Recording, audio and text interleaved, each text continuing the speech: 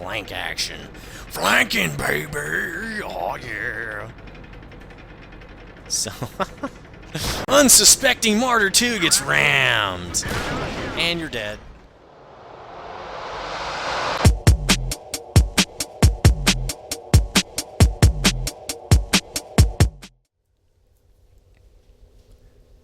Hey guys, welcome back to dungeongurunet. This is nethervoid, also known as John, doing another strategy series for you today.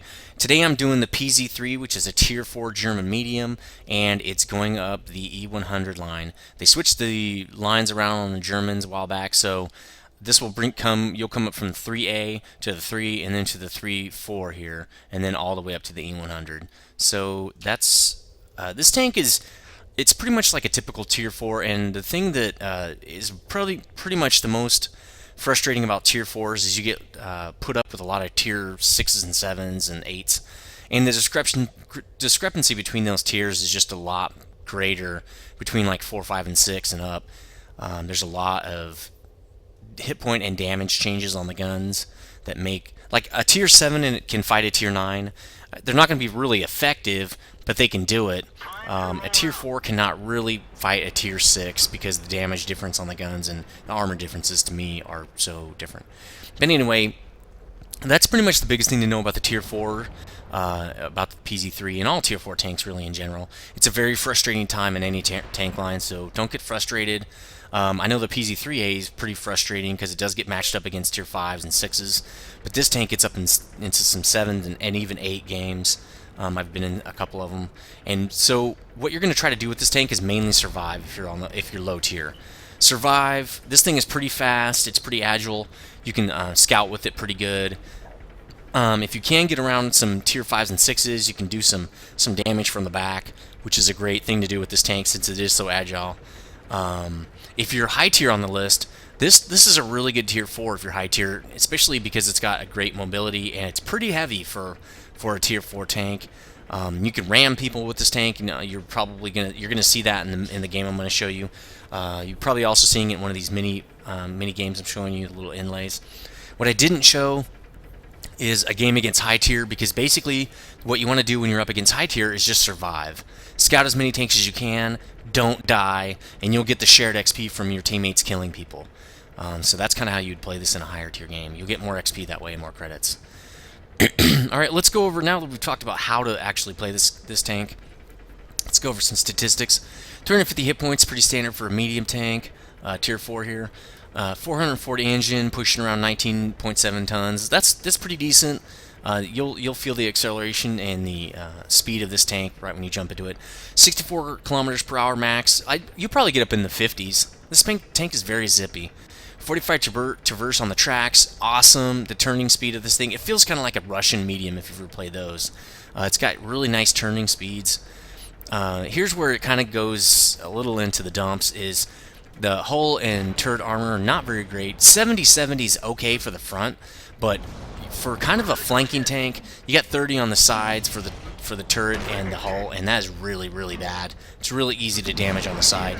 50 in the back for hull is not too bad, but 30 turret on the back is really bad as well. So you're probably going to get hit from the side, because that's actually the largest profile here. From the front and the back have relatively small profiles compared to the sides.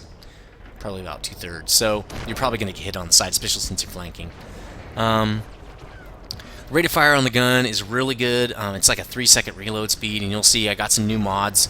I downloaded and installed Jimbo's crosshair mod, and I'll be doing a how to install that video on it pretty soon. And I also got a realistic gun sound mod thanks to Darkling. I'll be putting up a link to his channel.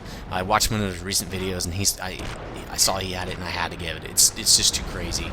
It's not as great on these smaller tier guns, and you'll hear those, but tomorrow I'll be doing the Panther, and you'll be able to hear it on that thing. It sounds really cool. So back to this tank. Turret traverse speed at 50, really good. Combined 95 traverse speed. You're gonna be flanking, guys. This is a great circling tank. You could probably circle some tier 5s and 6 larger tanks like KVs and stuff, and you're probably not gonna damage them too much, but at least you'll be able to be a menace to them.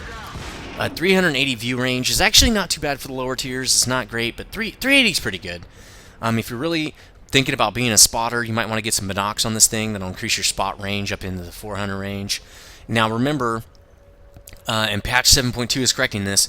This view range is considering that you had 133% on your crew here, and 133% would be a full crew, 100% on your commander, which gets you an extra, I think it's 10% to crew, and then a couple of other mods and things like that. So this view range is actually going to come down as of 7.2, and it's going to actually show 100% crew rating, which is going to help with choosing what to put on your tank and stuff, and with like binocs and everything.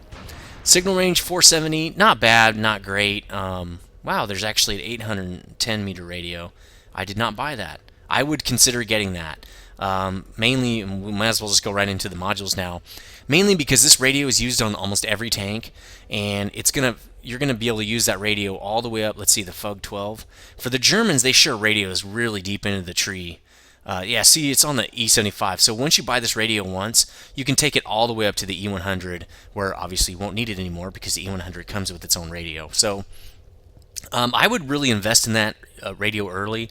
It's very expensive at 43,000 credits at the tier 4 level if this is your first line, but it's worth it, especially when you get put in the higher tier games, just trying to spot and get as much XP as possible. Radioing back the position of enemies and being able to radio enemies' positions while they're being hit by your allies is what gets you more XP and stuff like that. So I would definitely get that radio as soon as possible.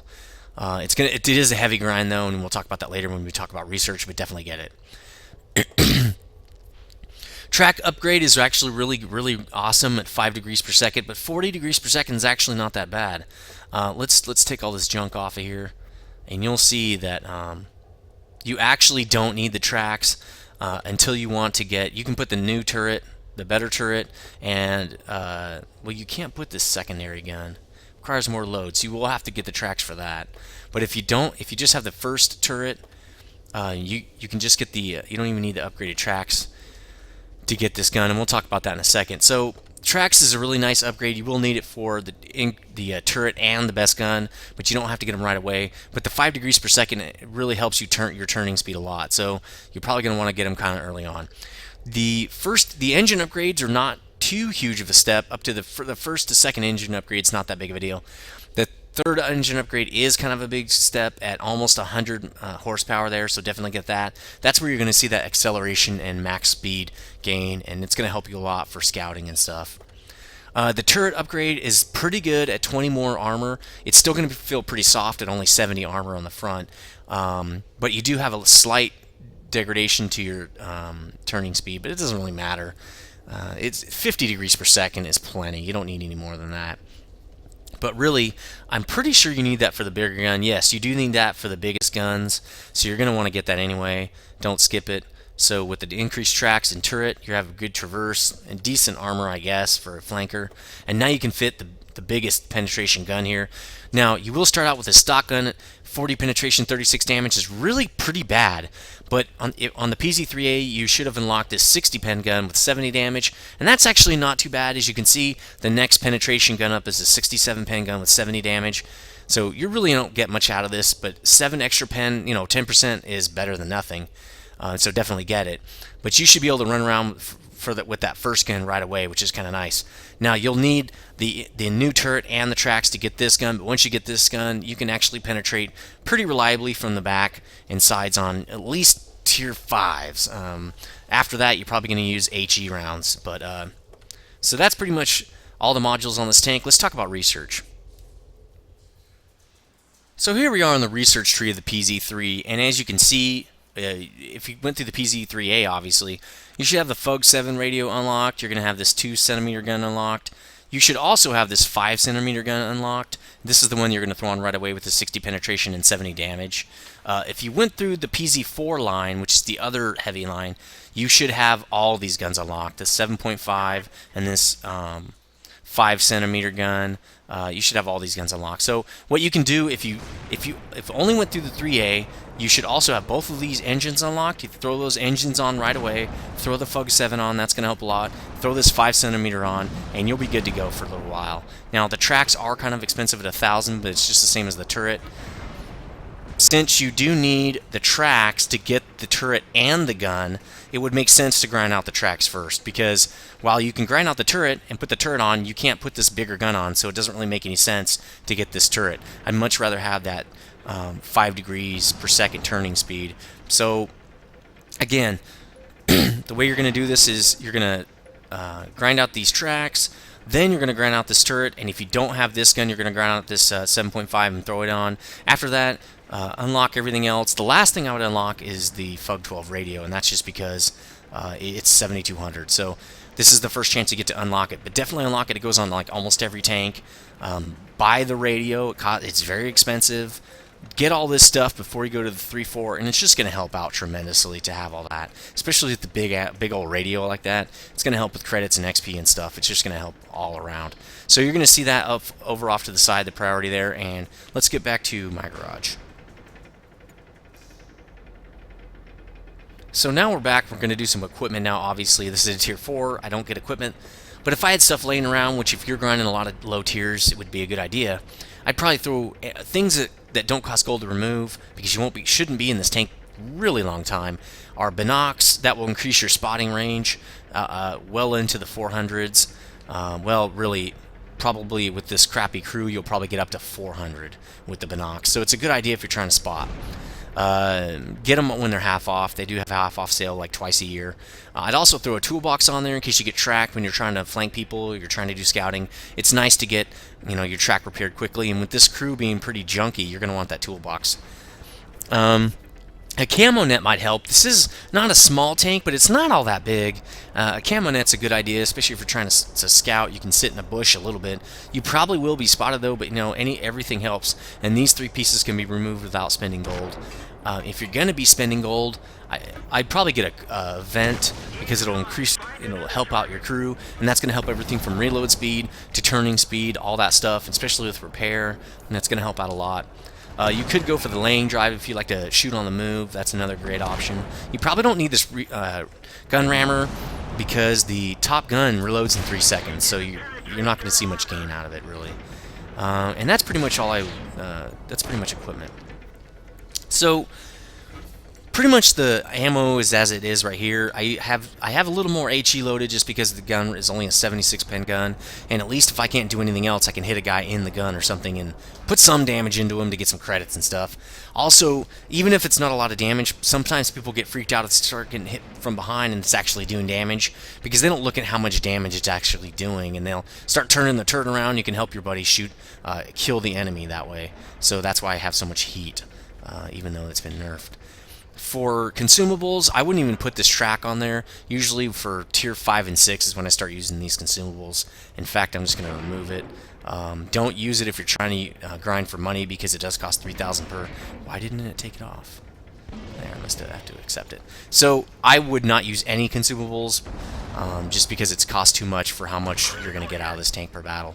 So that's pretty much this tank. Your crew's going to look like this, about 59%. We know when you max it out, maybe 60% or 65%. If you grind out the big radio, if you haven't done it yet, you probably get into the 70s or so, because that is a lot of XP to grind out that PzKpfw radio. So that's pretty much your crew, and they're going to miss a lot. So they're going to take forever to reload. They take forever to even start aiming. Bad crews are bad. That's just kind of the way it is. Let's get this tank into a battle and see what it can do. So spawned on steps this time. Pretty good map, especially for this flanker.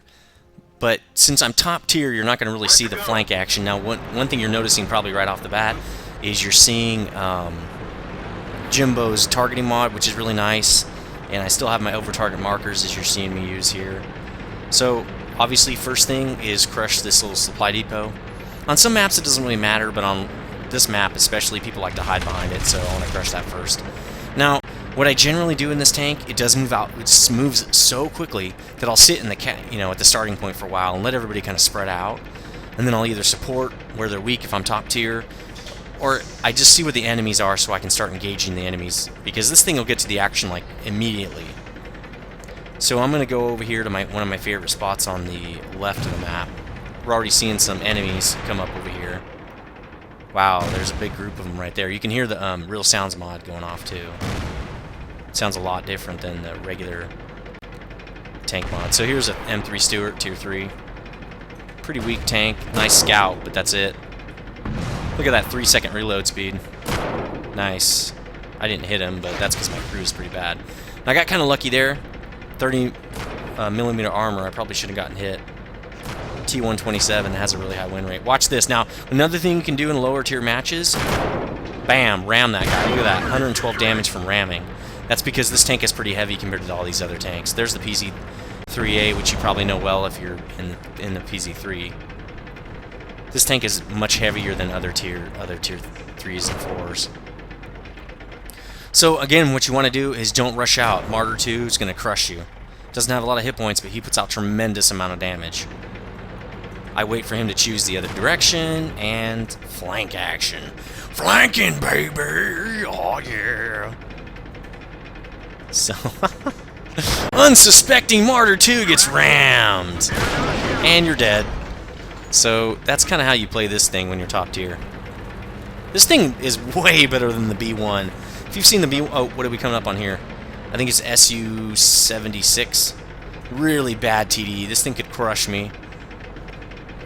Yeah, it's tier 3. I mean, obviously, tier 4 is better, the 85B, but this thing's still pretty hefty, so I gotta be careful, and he's ready to go. He's ready to rock. So, there's the sniper version of this thing. Trying to get him to shoot, but I'll just take a shot. He shot at me. And flanking now, and the Pz3 gets the brunt of it, because he's easier to kill. So I got 3 kills. That's really awesome for this tank. Obviously, the T40's got 5 kills, because that thing is a beast. Maybe I'll get another kill. Let's try to ram this guy. These low-tier games are generally over pretty fast. Oh, he's dead. And that's everybody on their team in 3 minutes. That's awesome. 594 damage or experience, pretty decent. Credits, pretty low, but they're getting a buff in 7.2. I got 10,000 credits. I probably only shot 400 in shells. I mean, these things are cheap at the low tiers. So I got a pretty hefty amount of credits there, 9,000. That's going to help me get that, like I said, the upgraded radio, which is 40-something thousand. Also, for the next tank up, which I think the Pz3 IV is probably 300,000, 350,000, something like that. So this is a really great game if you're grinding out credits. That's pretty much how this tank plays. There's not a lot to it. Just basically don't die if you're in a higher tier match. Try to scout. Try to kind of help light up the enemies. Really all you need to do. And that's pretty much how you play this tank. See you guys next time.